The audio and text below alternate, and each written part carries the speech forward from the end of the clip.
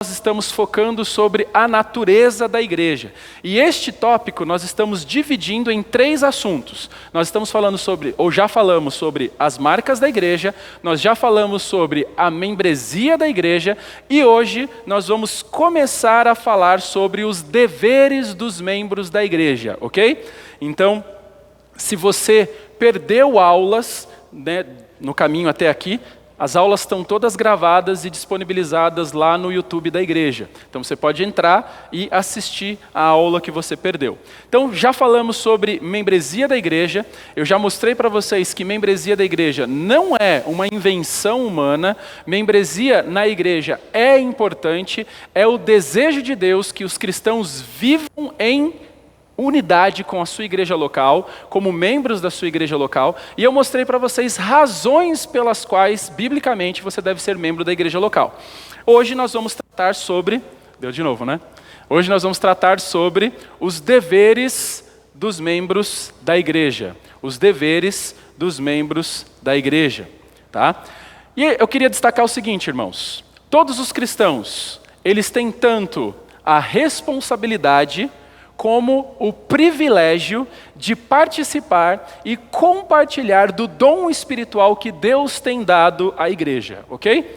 Então, participar da igreja, ser membro da igreja de Cristo, tem 2 vertentes. É tanto uma responsabilidade quanto um privilégio. E eu falei para vocês que a maior parte dos problemas em relacionamentos acontecem quando nós não cumprimos as nossas responsabilidades e os nossos privilégios, não exercemos os nossos privilégios, não exercemos os nossos deveres também. Então é importante que como igreja, nós compreendamos quais eles são, justamente para evitar desgastes, para evitarmos dificuldades no relacionamento de igreja local. Irmãos, como nós já vimos até aqui, todo cristão, ele foi enxertado no corpo de Cristo, ok? A partir do momento que ele é salvo. Quando nós somos salvos, nós somos inseridos no corpo de Cristo. E quando nós somos salvos e inseridos no corpo de Cristo, nós recebemos dons do Espírito Santo. É o que Romanos capítulo 12, versículo 6 vai nos dizer. Lá, Paulo diz o seguinte: nós temos, porém, diferentes dons, segundo a graça que nos foi dada. Então, a igreja de Deus, na igreja de Deus, nós recebemos os mais variados dons. Cada um de nós, no momento em que fomos salvos, recebemos um dom do Espírito Santo. E qual é o objetivo desses dons?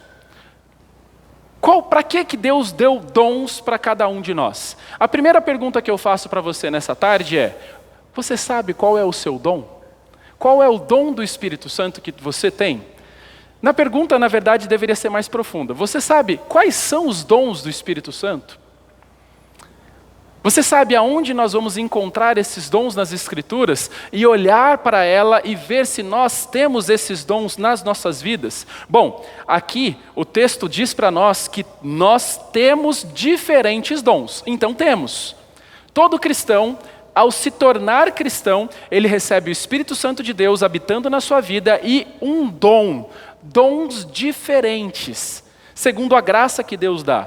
E o objetivo desses dons é um só. Não é para seu bem próprio. Não é para o seu benefício particular. O objetivo desses dons é ajudar no crescimento individual dos outros membros do corpo de Cristo. Quando você se tornou cristão, você recebe o Espírito Santo, recebe um dom, e esse dom que você recebeu não é para o seu bem. O dom que você recebeu é para o bem do seu irmão, é para o bem dos crentes na igreja de Deus.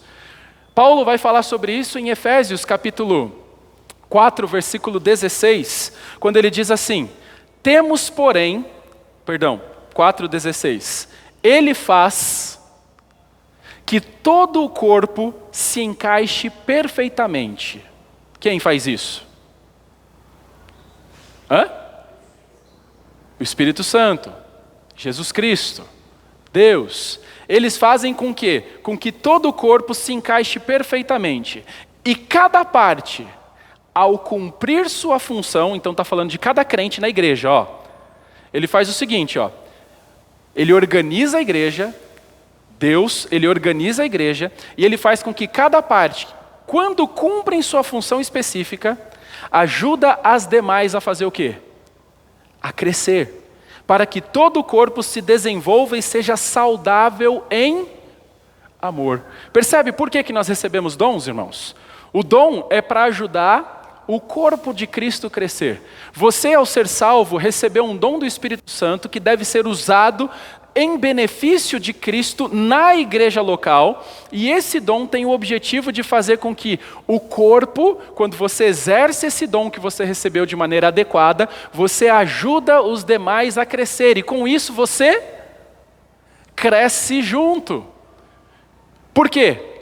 Para que o corpo se desenvolva e seja saudável em amor. Irmãos, pelo fato de que a igreja, como a comunhão dos santos, ela é portadora oficial da verdade de Deus e é constituída por aqueles que foram santificados e unidos em Cristo Jesus e que regularmente se reúnem para adorar a Deus por meio da observação das ordenanças, que são batismo e ceia, e de ouvir a pregação da palavra, os principais deveres e privilégios de cada membro da igreja são, preste atenção agora. Agora é a hora que você tem que acordar, pegar a caneta e anotar, tá? Quais são os principais deveres e privilégios de cada membro da igreja? Manter a unidade através do amadurecimento santo e em nível pessoal e corporativo, e crescer no conhecimento da verdade. 3 deveres, ok? E eu vou resumir isso para você em outras palavras. As responsabilidades de cada membro da igreja se resumem em 3 coisas básicas: unidade, pureza e verdade. Unidade, pureza e verdade. E eu vou começar hoje, na nossa primeira aula, e eu vou trabalhar com vocês sobre a unidade. Não vamos prolongar para desenvolver a pureza e a verdade, mas nós vamos trabalhar pelo menos uma primeira parte da unidade. Vamos falar então um pouquinho sobre essa responsabilidade que nós temos como crentes de estimular a unidade dentro da igreja local. Irmãos, nós não temos dúvidas em afirmar que a união dos cristãos, ela é bela aos olhos de Deus. Não é verdade? A união da igreja, ela é bela aos olhos de Deus. E entendam que união é muito mais do que a ausência de discórdia. União inclui uma calorosa comunhão saturada de amor e de abnegação. Quando nós olhamos nas Escrituras, nós vemos o salmista dizendo o seguinte: ó, quão bom e agradável é viverem unidos os irmãos. Nós percebemos aqui, irmãos, que não há nada melhor do que adorar a Deus coletivamente com um coração e mentes unidas. Eu digo mais, irmãos, se reunir com o povo de Deus e estar unido com o povo de Deus é o mais próximo do céu que nós podemos experimentar ainda aqui na terra, ok? Quando nós nos preparamos em casa e trazemos nossa família para a igreja, para juntos com outros irmãos adorarmos ao Senhor, é o mais próximo do céu que nós podemos experimentar aqui na terra. Porque lá no céu nós passaremos a eternidade na presença de Deus em adoração como um povo reunido. Agora, irmãos, essa unidade, ela é estabelecida pela comunhão que os cristãos têm com Cristo Jesus. Ou seja, a igreja, ela só pode ser unida quando ela está primeiro unida com Cristo. Qualquer tentativa de unidade sem Jesus é impossível. Ela não vai ser bem-sucedida. Porque a igreja, ela é o corpo unido pelo Espírito Santo. A igreja, ela é o corpo de Cristo, e o que une esse corpo é o Espírito Santo. Paulo vai falar sobre isso em Efésios capítulo 4, e ele diz: há um só Senhor, uma só fé, um só batismo, e ele acrescenta, um só Deus e Pai, agora ele muda e fala todos, o qual é sobre todos, age por meio de todos e está em todos. Irmãos, essa unidade que nós recebemos quando somos salvos, através do Espírito Santo, é mais profunda do que interesses comuns, como eu tenho destacado. Muitas vezes nós percebemos as sociedades, elas se organizam por interesse, elas se organizam por níveis. Você percebe que pessoas que têm mais poder aquisitivo geralmente moram em bairros onde as pessoas têm mais poder aquisitivo ao seu redor. Pessoas mais pobres, elas fazem o quê? Elas moram próximas a pessoas mais pobres. Você percebe essa segmentação em todas as esferas. O pobre vai num hospital diferente do rico. O pobre geralmente vai na escola diferente do rico. Por que tudo isso? Porque há uma segmentação por interesse, nesse caso, interesse financeiro. É isso que acontece na sociedade em geral. Porém, a unidade que é experimentada na igreja, ela deve ir além de interesses, preferências e desejos. Por quê? Porque essa unidade, ela está enraizada na vida espiritual que o povo de Deus compartilha com Cristo Jesus. Então, se você ama a Cristo e eu amo a Cristo, não importa se você é palmeirense e eu não. Essa diferença é secundária. O que importa é Cristo. Se você ama a Cristo e eu não, não importa. Eu ia falar corintiano, mas aí importa, né? Não vamos forçar tanto, né? Não, brincadeira, mas não importa. Se você é corintiano ou não, e eu não. O que nos une não é o time de futebol, o que nos une é Cristo. O problema é que nós temos visto a igreja de Deus se deixar dividir por assuntos secundários e terciários muitas vezes. Nós vemos a igreja de Cristo se afastando da unidade por preferências, gostos e desejos, e na grande maioria das vezes por sentimentalismo. Não é isso que nós encontramos nas Escrituras. Nós devemos passar por cima dessas diferenças. Por quê? Porque aquilo que nos une, sendo Cristo, qualquer coisa deve ser menor e nunca devemos permitir que nos separe. Não é à toa que, assim diz um teólogo chamado Alan Tibbs, ele diz assim: os cristãos não são exortados a criar uma unidade entre si, como se antes disso não existisse nenhuma.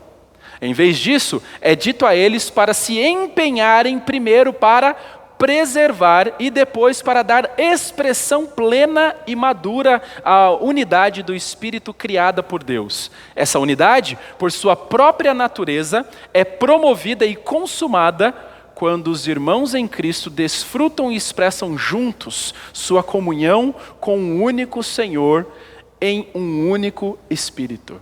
Sabe o que ele está dizendo aqui, irmãos? É impossível chegar para vocês e falar: irmãos, nós precisamos ser mais unidos. Sabe por quê?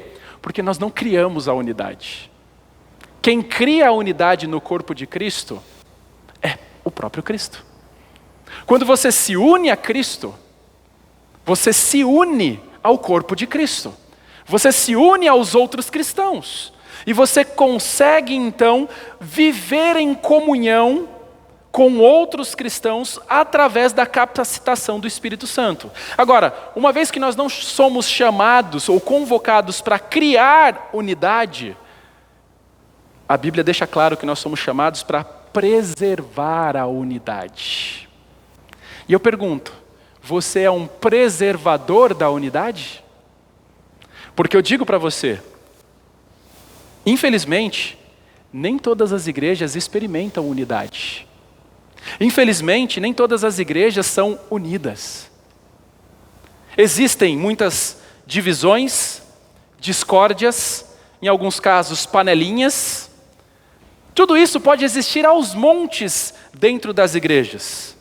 E por que isso acontece? Diga para mim, por que você acha que isso pode acontecer?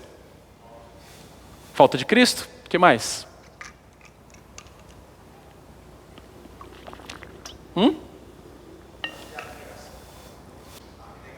Abnegação. Irmãos, eu posso apontar principalmente duas razões por que a unidade nas igrejas muitas vezes não acontece. A primeiramente, porque os incrédulos estão misturados à membresia da igreja. Ok?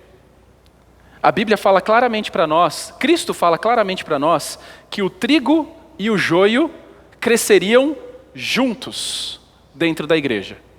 Isso mostra para nós que dentro das igrejas locais, nós temos aqui um povo que se arrependeu dos seus pecados, que tem lutado contra os seus pecados dia a dia e tem buscado seguir a Jesus com integridade, mas nós temos aqui também pessoas que não estão aí com esse compromisso, que nunca entenderam o Evangelho, que estão aqui por as mais inúmeras razões. Talvez por clube social, tem amigos que gostam, tem pessoas, talvez por comodidade, é mais perto, ou alguma questão assim.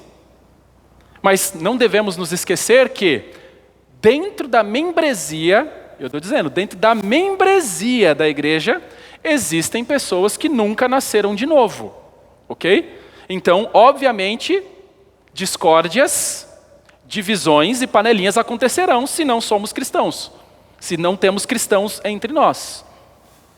Pastor John MacArthur, ele terminou uma conferência essa semana passada, chamada Shepherds, que é uma conferência sobre para pastores. E ele terminou dando uma última palestra dizendo o seguinte: nenhum pastor deve presumir que todos os membros da sua igreja são salvos. Isso porque, nos dias em que nós vivemos, a igreja local tem se tornado o maior campo para evangelismo. Dentro das igrejas tem se tornado o maior campo para evangelismo. Irmãos, nós devemos exercer esse trabalho com seriedade. Sabe por quê? Porque se não houver regeneração espiritual, nós não teremos unidade na igreja. Enquanto nós tivermos pessoas perdidas compondo a membresia da igreja local, essas pessoas lutarão para dividir o corpo. Por isso que existem discórdias, divisões e muitas vezes panelinhas. Não acha que é outra razão, em primeiro, além dessa. Segundo lugar, por que há, muitas vezes, a unidade se torna difícil dentro da igreja? Eu digo que, em segundo lugar, é que, embora os cristãos tenham uma nova natureza e estejam unidos em Cristo, embora os cristãos tenham uma nova natureza e estejam unidos em Cristo, e um ao outro, eles ainda lutam contra o pecado. Ok? Em primeiro lugar, por que a unidade é difícil dentro da igreja muitas vezes? Porque dentro da igreja nós temos joio e trigo. Nós temos pessoas que nasceram de novo e pessoas que nunca conheceram Cristo, mas que estão membros da igreja e muitas vezes isso dificulta a unidade. Em segundo lugar, mesmo aqueles que nasceram de novo ainda lutam contra o pecado nas suas vidas. Ou seja, ainda tem uma batalha para vencer da sua carne. Eu pergunto para você, cristãos podem ser orgulhosos? Você conhece algum? Não precisa citar nome não, tá? Eu pergunto para você, cristãos podem ser briguentos? Eu pergunto para você, cristãos podem ser fofoqueiros? Eu pergunto para você, pode ser que você seja um desses? Porque sempre os outros, né? Quando eu falei cada um desses adjetivos, você pensou em outra pessoa, né? Irmãos, onde nós tenhamos cristãos, ainda temos pecadores, lembre-se disso. Existem muitas pessoas que falam, eu vou sair da igreja porque lá só tem hipócrita. Ela sai e vai para o mundo, lá ela encontra o quê? Faz sentido? Aqui, você vai encontrar hipócritas que reconhecem sua hipocrisia. Hipócritas que estão lutando contra essa hipocrisia, que querem vencer dia a dia. Mas infelizmente tem alguns que têm se entregado cada vez mais ao rancor, ao orgulho, tem permitido com que esses pecados tomem conta e administrem seu coração e suas atitudes. E diante disso, a unidade sempre terá dificuldade para prosperar. Percebam, aonde nós tivermos pessoas alimentando o rancor, pessoas alimentando o orgulho, aonde elas forem, elas dificultarão a unidade onde elas estiverem. Por isso que você vê, a pessoa está aqui hoje, tem problema. Aí muda para outro lugar, tem problema.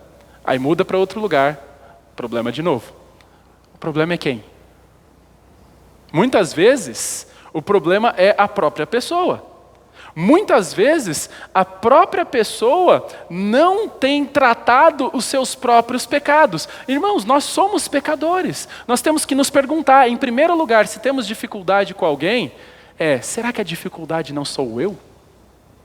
Não é à toa que a Bíblia fala para nós, antes de nós tirarmos o cisco do olho do nosso irmão, nós temos que tirar o quê? A trave dos nossos próprios olhos. Portanto, irmãos, fica claro, e coloque isso na sua mente. Porque não existe nenhuma igreja perfeita, não existe, tá ok? O dia que você encontrar a igreja perfeita, quando você entrar lá, ela deixa de ser perfeita. Quando eu entrar lá, ela deixa de ser perfeita. Não existe igreja perfeita. Onde nós tivermos pecadores, mesmo perdoados, ainda teremos dificuldades. Porque não existe igreja perfeita, cada membro da igreja é chamado para lutar contra o pecado e trabalhar para manter a unidade, ok? É essa a nossa função, é essa a nossa responsabilidade. Nós somos chamados por Deus para lutar contra o nosso próprio pecado, contra o nosso rancor, contra a nossa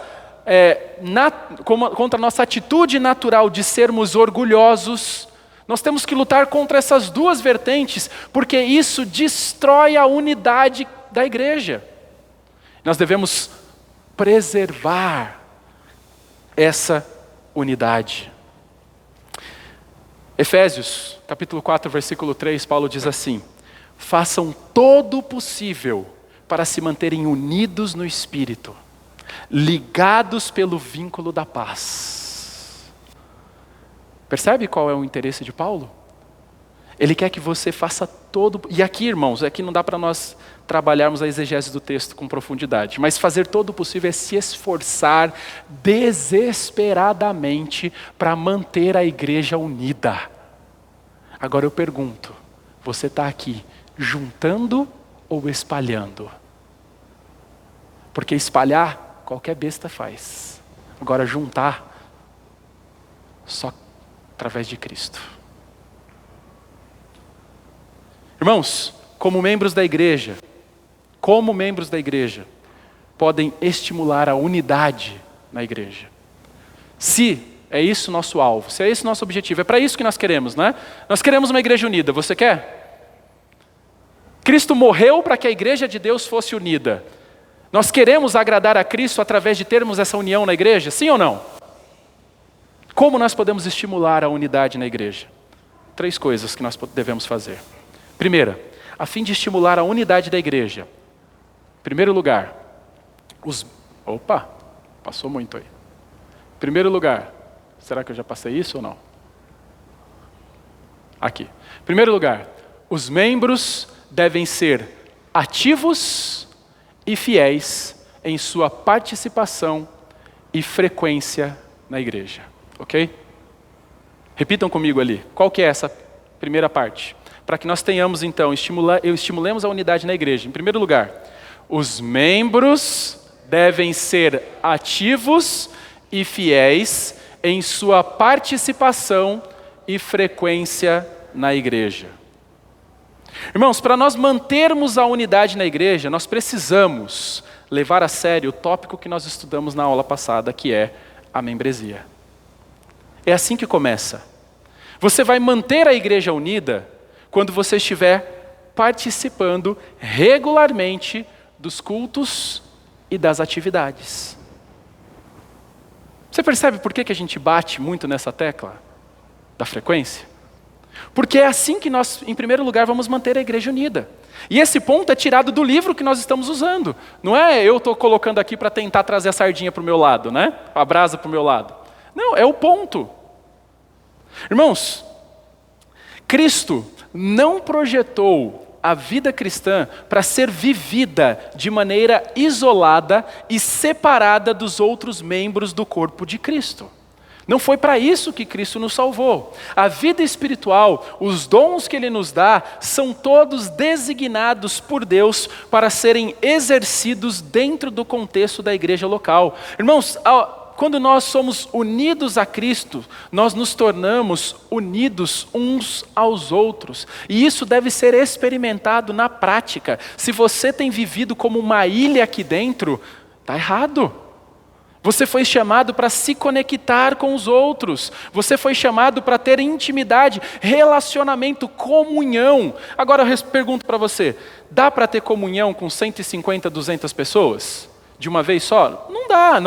Já é mostrado e comprovado que nós vamos conseguir ter mais intimidade com no máximo 5 ou 10 pessoas.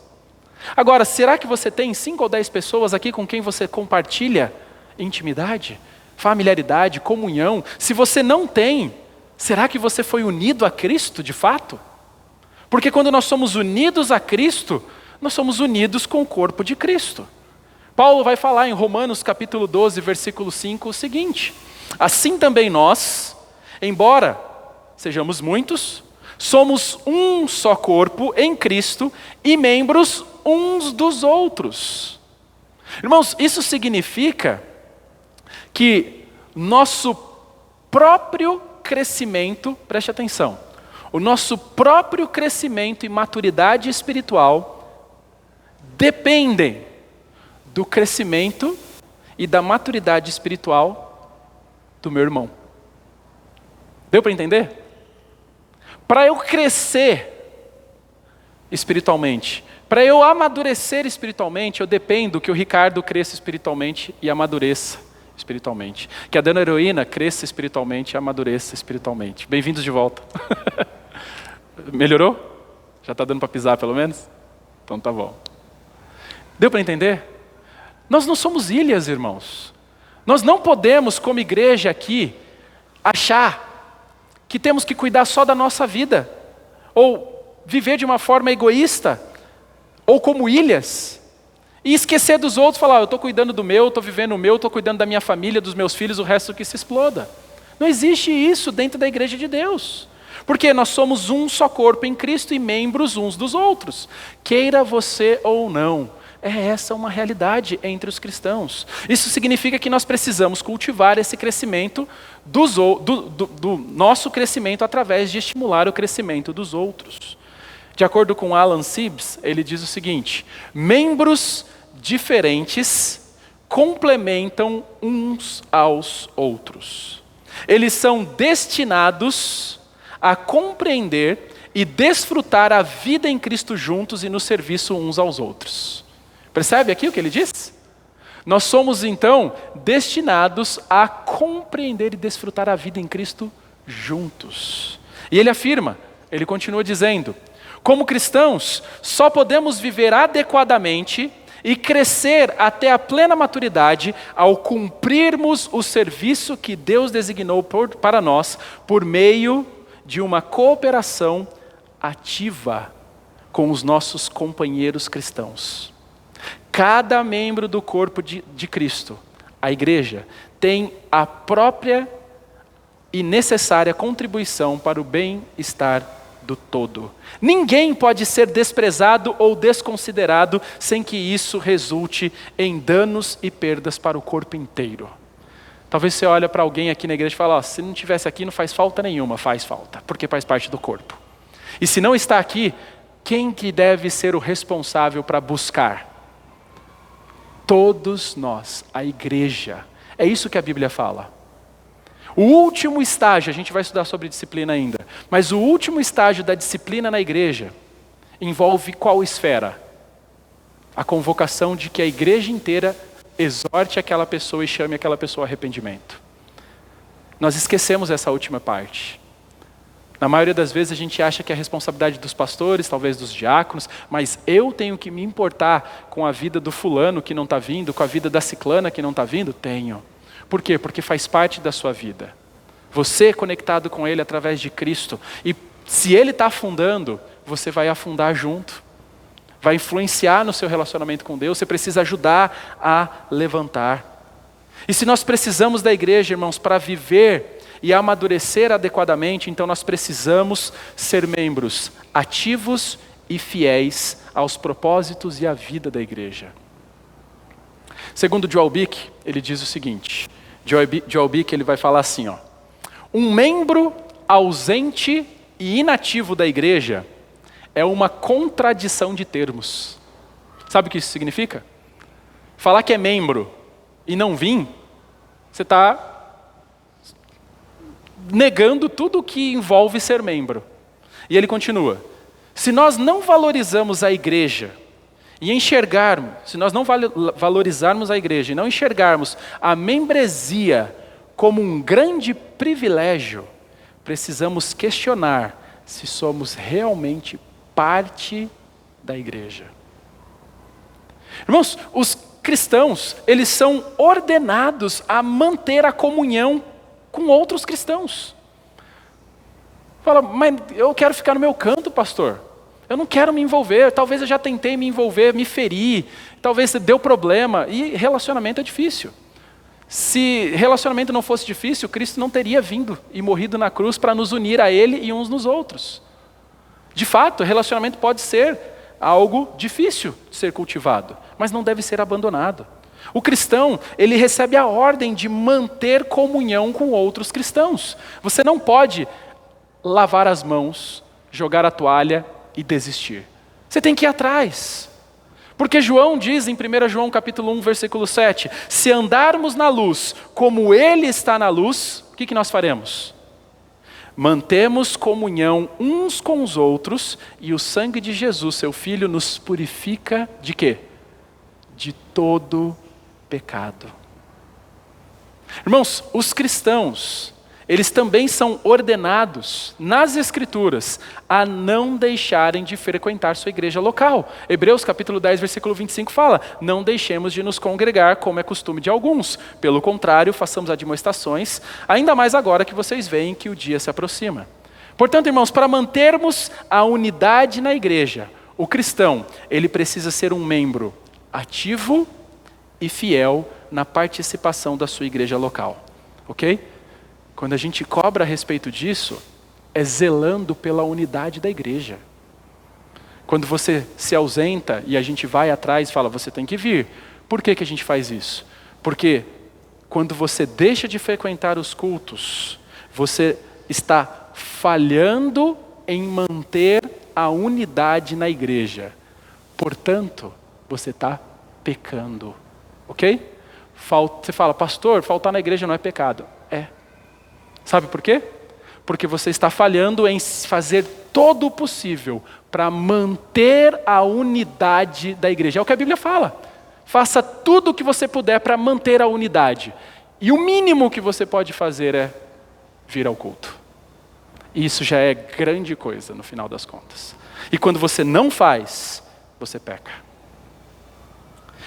Segundo lugar, irmãos, a fim de nós mantermos a unidade na igreja, os membros devem servir uns aos outros, ok? Então, em primeiro lugar, se você quer estimular a unidade na igreja, venha para os cultos, seja frequente, seja fiel nas participações das atividades, nos cultos.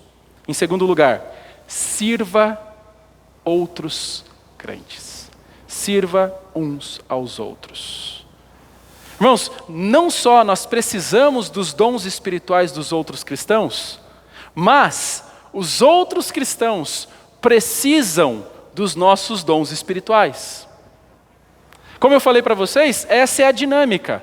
Você precisa de mim para crescer e eu preciso de você para crescer. Você já ouviu aquela história, obviamente, é uma história fictícia, mas que ilustra a diferença entre o céu e o inferno? Onde aquele homem morreu e ele teve a oportunidade de visitar o céu. É falso, tá? É mentira, tá? Para deixar bem claro. Mas é só uma ilustração. E ele fala que ele teve a oportunidade de ir para o céu e de ir para o inferno. E ele chegou lá no céu e todo mundo estava ao redor de um grande caldeirão, né? E lá tinha uma comida e cada um tinha que comer daquela comida. E no inferno tinha o mesmo caldeirão, só que lá no inferno todo mundo raquítico, magrelo, e lá no céu todo mundo gordinho, né? Fala, crente gosta de comer, né? Então, lá todo mundo fortinho, saudável, né? Qual era a diferença entre um e o outro? É que quando ele chega lá no inferno, tá todo mundo como? Pensando em si. Então, o grande desafio é que lá você tinha uma colher que ela era grande o suficiente para atravessar até o outro lado do caldeirão. Então, se você queria comer, você tinha que enfiar aquela colher, trazer para cima e dobrar toda ela, puxar para trás para que ela viesse para que você pudesse comer. Então, lá no inferno era o caos. Todo mundo enfiando, dando cotovelada um no outro, colocando a colherada lá e tentando trazer para si. No final das contas, todo mundo magrelo, morrendo de fome, desesperado. Lá no céu, todo mundo gordinho. Sabe por quê? Porque um pegava a colher, colocava e servia na boca de quem estava lá do outro lado do caldeirão na sua frente. E ele tinha a oportunidade de comer. E quem estava lá na frente fazia a mesma coisa. Colocava lá e colocava na boca de quem tinha servido. E todo mundo fazendo esse trabalho, um ajudando o outro. E lá no céu tudo era... Todo mundo estava satisfeito.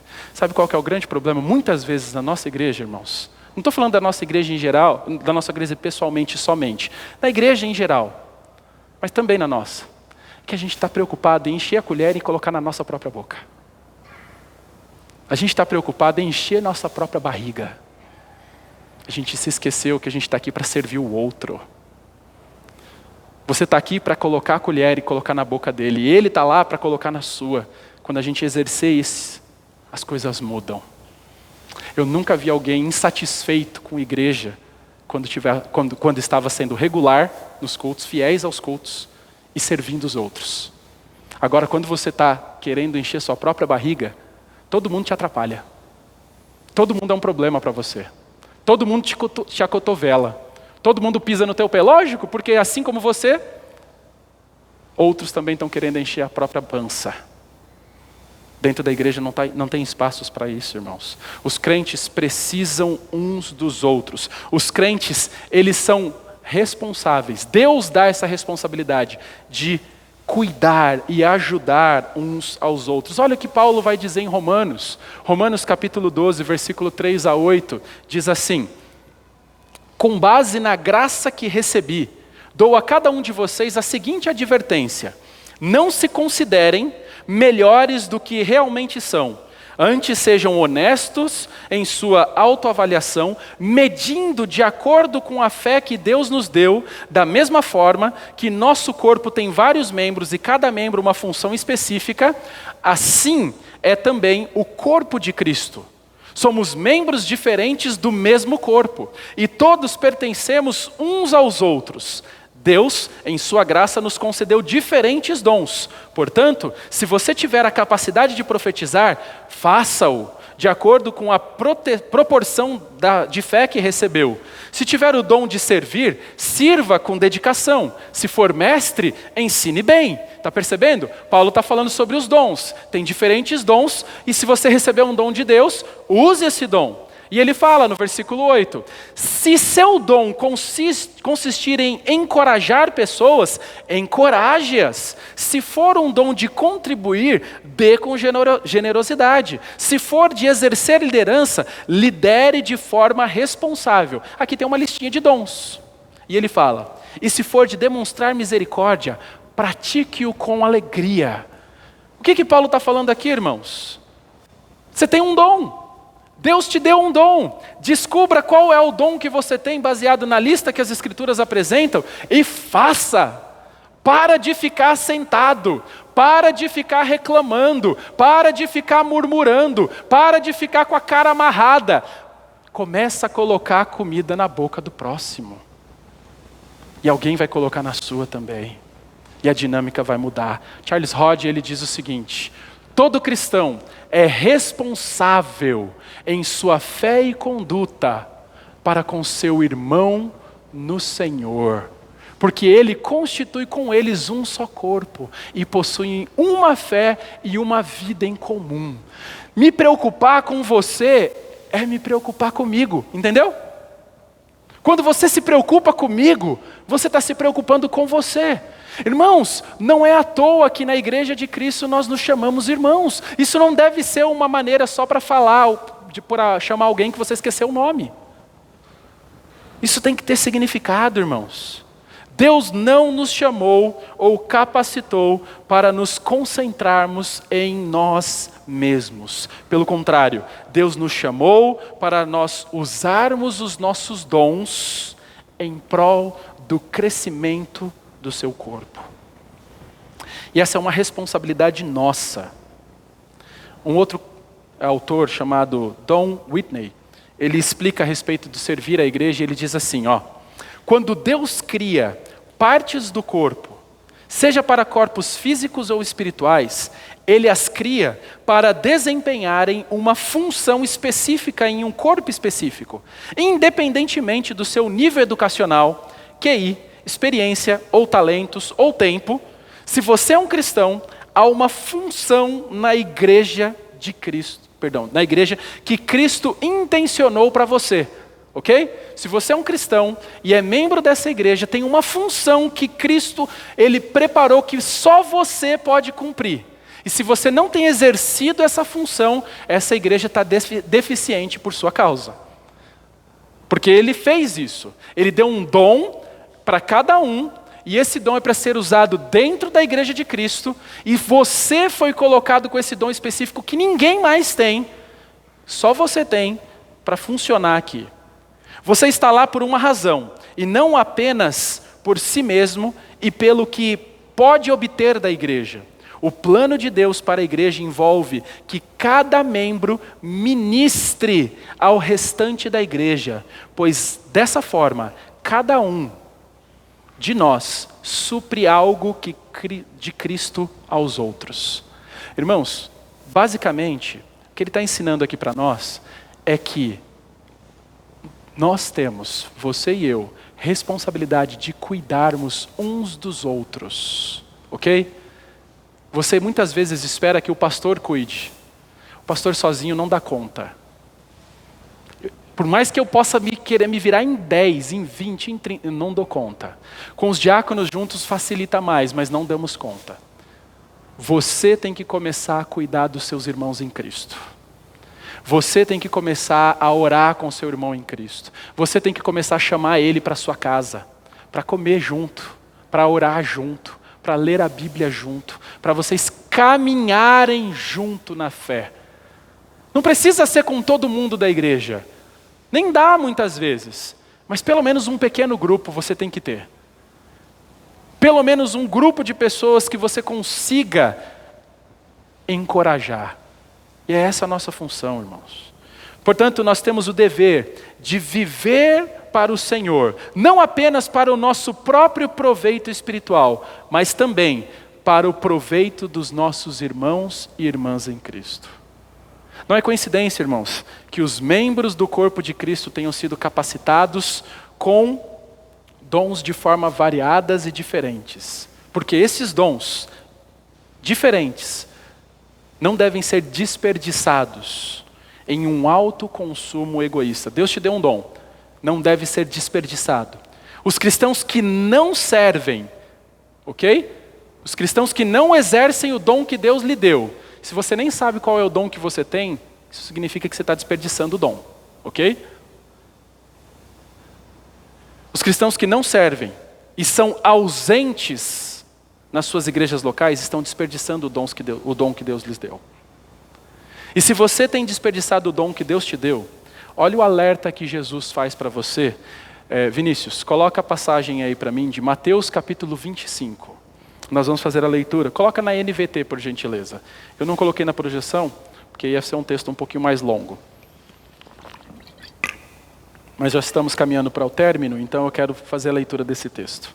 Olha o alerta que Cristo faz para aqueles que desperdiçam seus dons, aqueles que não usam seus dons, aqueles que estão negligenciando os dons. Ele diz o seguinte, coloca na NVT, que é o que eu tenho aqui, é a NVT. Diz assim, versículo 14, 25, 14. O reino dos céus, você vai passando aí, tá bom? Conforme eu vou lendo. O reino dos céus também pode ser ilustrado com a história de um homem que estava para fazer uma longa viagem. Ele reuniu seus servos e lhes confiou seu dinheiro. dividindo de forma proporcional a capacidade deles. Ao primeiro entregou 5 talentos, ao segundo 2 talentos, e ao último 1 talento, então foi viajar. O servo que recebeu 5 talentos começou a investir o dinheiro e ganhou outros 5. O servo que recebeu 2 talentos também se pôs a trabalhar e ganhou outros 2. Mas o servo que recebeu 1 talento cavou um buraco no chão e ali escondeu o dinheiro do seu senhor. Depois de muito tempo, o senhor voltou de viagem e os chamou para prestarem contas de como haviam usado o dinheiro. Verso 20. O servo, ao qual ele havia confiado 5 talentos, lhe apresentou mais 5, com mais 5. O senhor me deu 5 talentos para investir e eu ganhei mais 5. O senhor disse, muito bem, meu servo bom e fiel, você foi fiel na administração dessa quantia pequena e agora lhe darei muitas outras responsabilidades, venha celebrar comigo. Aí no verso 22, o servo que havia recebido 2 talentos se apresentou e disse, o senhor me deu 2 talentos para investir e eu ganhei mais 2. O senhor disse, muito bem, meu servo bom e fiel. Você foi fiel na administração dessa quantia pequena e agora lhe darei muitas outras responsabilidades. Venha celebrar comigo. Por último, verso 24, o servo que havia recebido 1 talento veio e disse, eu sabia que o senhor é homem severo, que colhe onde não plantou e junta onde não semeou. Tive medo de perder o dinheiro, por isso escondi na terra. Aqui está ele. O senhor, porém, respondeu, servo mau e preguiçoso. Se você sabia que eu colho onde não plantei e ajunto onde não semeei, por que não depositou o meu dinheiro? Pelo menos eu teria recebido os juros. Em seguida ordenou, tirem o dinheiro deste servo e deem aos que têm os 10 talentos, pois ao que tem, mais lhe será dado, e terá grande quantia, mas do que nada tem, tudo o que não tem, mesmo o que não tem, lhe será tomado. Agora olha que tragédia no versículo 30. Agora lancem este servo inútil para fora, na escuridão, onde haverá choro e ranger de dentes. Que lugar é esse? Hã? Pastor, então esse homem aqui perdeu a salvação? Nunca foi salvo. Maior evidência de salvação, sabe qual é? Produção de frutos. Deus te deu um dom? Prova. Como? Servindo. Multiplicando. John MacArthur, ele comenta essa passagem e ele diz assim, volta lá para os meus slides, por favor. John MacArthur, ele comenta essa passagem e ele diz assim, a parábola dos talentos ilustra a tragédia de uma oportunidade desperdiçada. O homem que sai em viagem representa Cristo, e os servos representam crentes professos, aos quais são dados diferentes níveis de responsabilidade. O que se exige deles é o quê? Fidelidade. Mas a parábola sugere que todos os que são fiéis são o quê? Frutíferos, em um determinado grau. Ok? O que é dito aqui é o seguinte, não é que você tem que produzir 100, mas você tem que produzir fruto. Pelo menos 1, 2, mas tem que ter fruto. Se não tem fruto é o quê? Não tem árvore. Aí ele continua dizendo assim, a pessoa infrutífera, ela é desmascarada, vista como hipócrita e será totalmente destruída. Como disse o apóstolo Paulo, irmãos, em Filipenses capítulo 2, versículo 4. Não procurem apenas os próprios interesses, mas preocupem-se também com os interesses alheios. Irmãos, quando membros da igreja agem assim, os benefícios são enormes. Quando eles servem o próximo. Quando você entende a sua função no corpo de Cristo e exerce essa sua função, por exemplo, quando o pé, ele exerce a função no corpo, ele não precisa se preocupar com mais nada a não ser o quê? Andar. E em troca de andar, o pé tem os olhos para ajudar ele a ver, a mão para ajudá-lo a trabalhar e o resto do corpo que está ligado a cabeça que lhe dá vida. Quando cada um de nós estamos exercendo a nossa função, o corpo da igreja anda. A coisa cresce. Saudável. Porque não vai ter pé tendo que fazer função de mão. Porque você é pé e abriu, não quer ser pé. Fala, não, eu não vou servir. Imagina se seu pé saísse de greve. Fala, não vou servir lá porque lá, esse corpo aqui não presta não. Faz sentido? É o que a palavra de Deus nos diz, irmãos.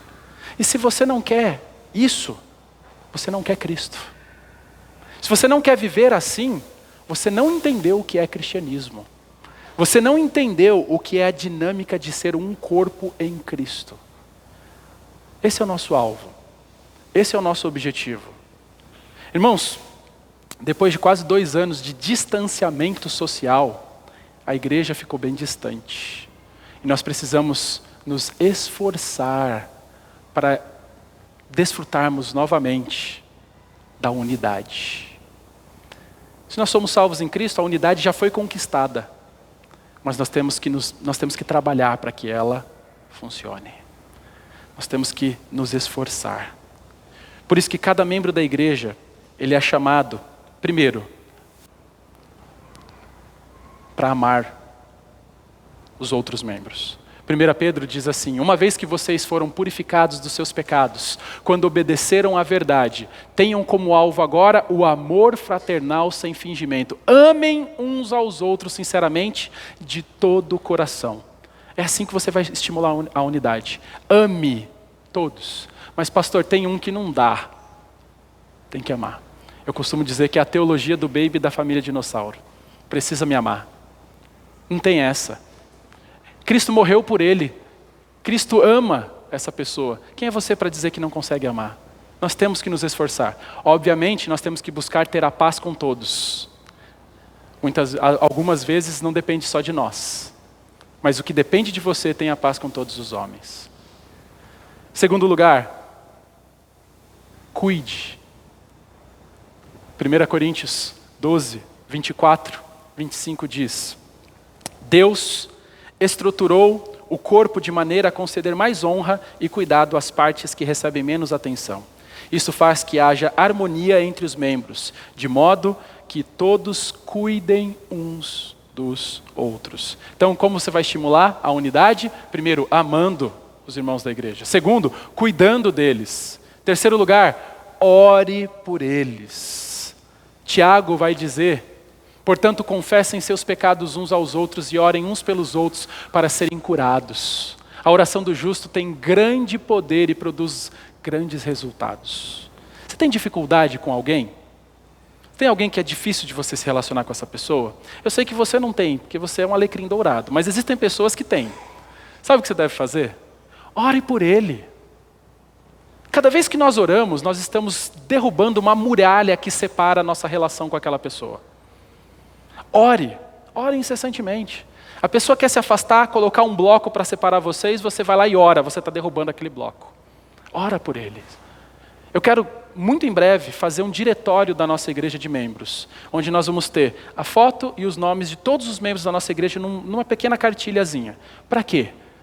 Para estimular os membros a orarem uns pelos outros durante toda a semana. Eu tenho certeza que esse é o primeiro passo em direção da unidade. Orarmos uns pelos outros. Outro, não apenas amar, cuidar, orar, mas também honrar. Olha o que Romanos diz. Amem-se com amor fraternal e tenham prazer em honrar uns aos outros. Você se alegra com os que se alegram? Ou você tem inveja deles? Você fica feliz em ver alguém prosperando? Você consegue honrar uma pessoa que faz algo bem e elogiar aquilo? Ou se não for você, não serve? Honre seus irmãos, porque honrá-los é honrar você mesmo também. Por último, submeta-se uns aos outros como ao Senhor. Efésios 5:21 diz, sujeitem-se uns aos outros por temor a Cristo. Irmãos, pergunto, será que é impossível viver desse jeito? Você acha que é impossível viver assim, ó? Amando, cuidando, orando, honrando e se submetendo uns aos outros? Será que é utopia o que nós temos aqui? Será que Deus ordenou que nós vivêssemos de uma maneira que é impossível? Sim ou não? Claro que não. Pergunto, será que nós estamos longe de viver dessa forma como igreja? Se você acha que sim, seja você a mudança. Comece você a viver dessa forma. Como pastor, eu disse para vocês, eu estou comprometido em me esforçar o máximo que eu puder para estimular a unidade na nossa igreja. Mas isso não depende só de mim. Se você não se envolver também nisso, nós nunca alcançaremos o objetivo. Agora, para nós estimularmos a unidade, é necessário, primeiro, membros fiéis e ativos em sua participação e frequência na igreja. E em segundo, membros que sirvam uns aos outros. Nós vamos parar por aqui hoje, na semana que vem nós vamos continuar. Nós vamos ver o terceiro elemento para nós estimularmos essa unidade. Mas eu só gostaria de terminar citando a conclusão desse livro aqui, que é Igreja Essencial. E ele fala o seguinte a respeito da importância de redescobrirmos a igreja e estimularmos a unidade na igreja local. Ele diz assim, eu vou só ler para você, tá? Apenas apareça. E ele fala assim, escrevemos este livro para ajudá-lo a redescobrir a igreja, para que você pudesse ver por que o corpo de Cristo é essencial. E agora, qual é o próximo passo? Temos boas notícias, é mais fácil do que você imagina. Então, como você pode fazer para redescobrir a igreja? Você está desanimado com a igreja? Você está desmotivado? Duas coisas que ele fala que vai resolver seu problema. Primeiro, apenas apareça, ou seja, vem para os cultos, vem para as programações. E segundo, pergunte como você pode ajudar. Pergunta para os irmãos, para quem está servindo, tem alguma coisa que eu posso fazer? Como eu posso servir? E ele fala, isso mesmo, essa é a grande lição do livro. Quando eu converso com novos membros da igreja, faço uma grande promessa. Ele é um pastor e ele fala, toda vez que ele conversa com os novos membros da igreja dele, ele faz uma promessa. E até agora ninguém voltou para reclamar de tê-lo enganado. Eu prometo que, se eles comparecerem de forma consistente em nossa igreja, aí ele diz que lá na igreja deles isso significa participar dos cultos no domingo, eles têm um culto no domingo, e durante a semana eles têm pequenos grupos. Eles não se reúnem na quarta-feira na igreja local. Então a igreja se reúne nas casas durante a semana, em pequenos grupos, e os cultos de oração acontecem em pequenos grupos. É muito legal essa dinâmica que eles usam.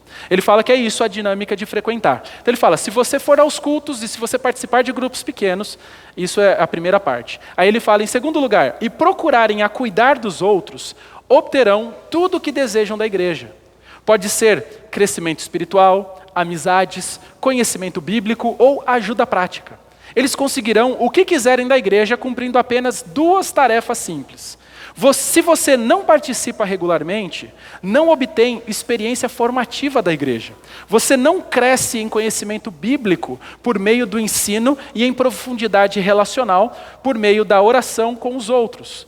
E se não busca o bem dos outros, você aprende a julgar a igreja pela falha dela em atender às suas necessidades e pela falha dos outros em envolvê-lo. Nenhum de nós jamais viu pessoas redescobrirem a igreja e conseguirem o que desejam da comunidade sem comparecerem constantemente e perguntarem aos outros como podem ajudar. Lembre-se, você é o corpo de Cristo. Você pode ser uma mão, uma orelha ou um olho. Seja qual for, você é essencial. O corpo não funciona corretamente sem você. E você precisa do corpo de Cristo. Então, apareça e pergunte. Outros cristãos precisam de você mais do que você imagina. Um dia, você entenderá o quanto precisa deles também. Amém? Esse é o nosso desafio. Você quer resolver todos os seus problemas com a igreja local? Todo o seu desânimo? Seja fiel. E pergunta, pastor, irmão fulano, irmã ciclana, como eu posso ajudar? O que eu posso fazer? Eu quero servir. E sirva. E você vai perceber que as coisas vão mudar. Nosso Deus, agradecemos pelo nosso tempo, pelo nosso estudo, pelo desafio que o Senhor nos dá. Ajude-nos a nos esforçarmos para manter a unidade na igreja, porque ela é preciosa aos olhos do Senhor. Que nós sejamos crentes que agregam e não crentes que espalham, porque espalhar é a coisa mais fácil que tem, mas juntar somente através do seu Santo Espírito. Porque em nome de Jesus que nós oramos. Amém. Obrigado, irmãos. Deus os abençoe. Nós temos um lanchinho sendo